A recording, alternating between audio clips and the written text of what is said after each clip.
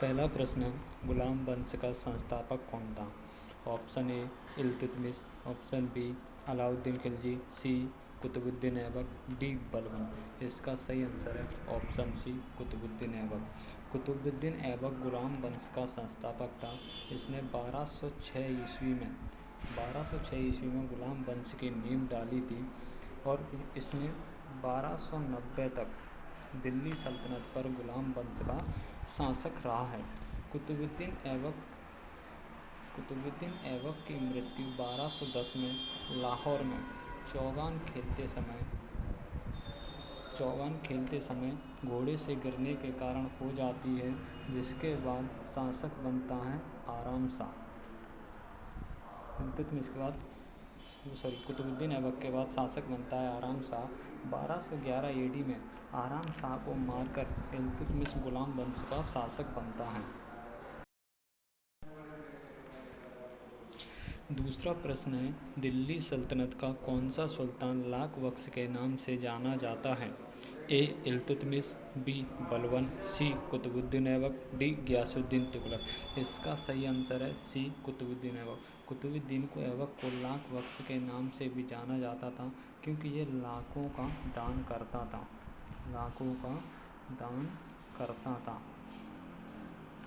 इसलिए इसे लाख बख्श के नाम से जाना जाता था। बढ़ते नेक्स्ट क्वेश्चन की तरफ। तीसरा प्रश्न है, निम्नलिखित में से किसने कुतुब मीनार के निर्माण में योगदान नहीं दिया?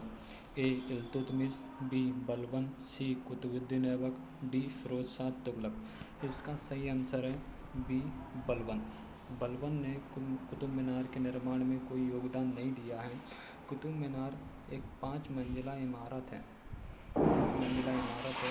जिसकी नींव कुतुबुद्दीन ऐबक ने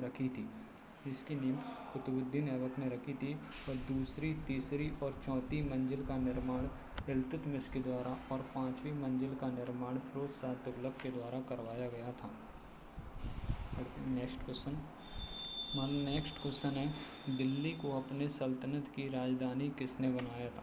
ए इल्तुतमिश, बी बलबन, सी कुतुबुद्दीन ऐबक, डी फिरोज शाह तुगलक। इसका सही आंसर है इल्तुतमिश ने दिल्ली को अपने राज्य की राजधानी बनाया था।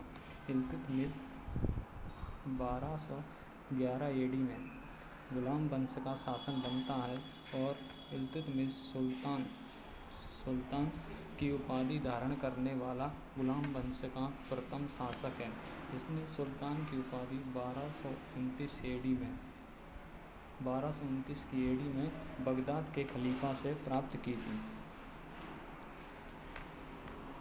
नेक्स्ट क्वेश्चन है, गुलामों का गुलाम किसे कहा जाता है? इसमें थोड़ी टाइपिंग मिस्टेक है, ये समझ जाना। क्वेश्चन है, गुलामों का गुलाम किसे कहा जाता है?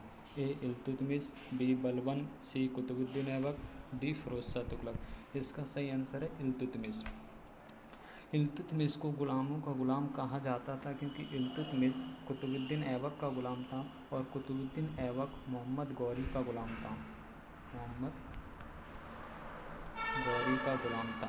इल्तुतमिश के बारे में मैंने पहले ही बता दिया है कि इल्तुतमिश 1211 AD में दिल्ली सल्तनत का शासक बनता है और 1229 में बगदाद के खलीफा से सुल्तान की उपाधि प्राप्त करने वाला दिल्ली सल्तनत का प्रथम शासक है। नेक्स्ट क्वेश्चन है, 2.5 दिन का झोपड़ा क्या है? ए मंदिर, बी मस्जिद, सी मीनार और डी संत की झोपड़ी। इसका सही आंसर है बी मस्जिद। 2.5 दिन का एक झोपड़ा एक मस्जिद है जो अजमेर में है। कहाँ है? अजमेर में। इसका निर्माण करवाया था कुतुबुद्दीन ऐबक के द्वारा। ये बौद्ध मठ के अवशेषों पर स्थित है।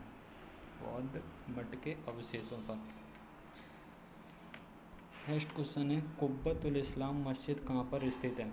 ए लाहौर, बी दिल्ली, सी अजमेर, डी आगरा। इसका सही आंसर है बी दिल्ली। कुब्बतुल इस्लाम मस्जिद का निर्माण भी ऐबक के द्वारा करवाया गया है। ऐबक के द्वारा इसका निर्माण भी करवाया गया है और ये वैष्णव व जैन धर्म के मंदिर के अवशेषों पर स्थित है।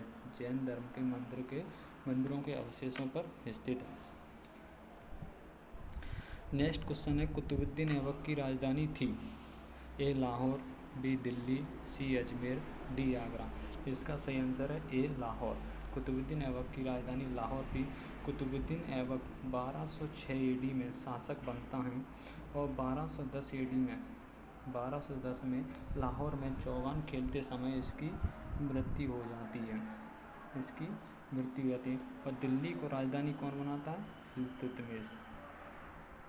इल्तुतमिश दिल्ली को अपने राज्य की राजधानी बनाता है। नेक्स्ट क्वेश्चन है, चंगेज खां का मूल नाम था? ए खासुल खान, बी तैमूचिन, सी अजर खान, डी ओगदी। इसका सही आंसर है तैमूचिन। चंगेज खां का मूल नाम तैमूचिन था। चंगेज खां चीन के उत्तर पूर्व में गोबी मरुस्थल में रहने वाली एक जाति से था जो मंगोलों के नाम से जाने जाते थे। नेक्स्ट क्वेश्चन, किसके शासनकाल में मंगोल प्रथम बार सिंधु के तट पर देखे गए? ये मंगोल है, थोड़ी टाइपिंग मिस्टेक है। मंगोल सिंधु के तट पर देखे गए। ए बलबन, बी कुतुबुद्दीन ऐबक, सी इल्तुतमिश, डी रजिया।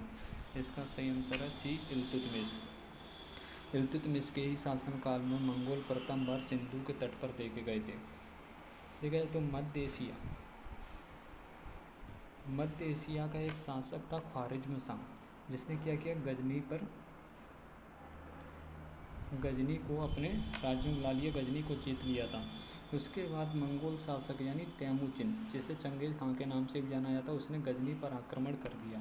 गजनी पर आक्रमण किया तो वहाँ का जो शासक था ख्वारिज़्म शाह, वो तो कैस्पियन सागर की ओर भाग गया और उसका जो पुत्र था जलालुद्दीन मंगवर्नी, वो सिंधी नदी की ओर भागा इल्तुतमिश से सहायता प्राप्त करने के लिए।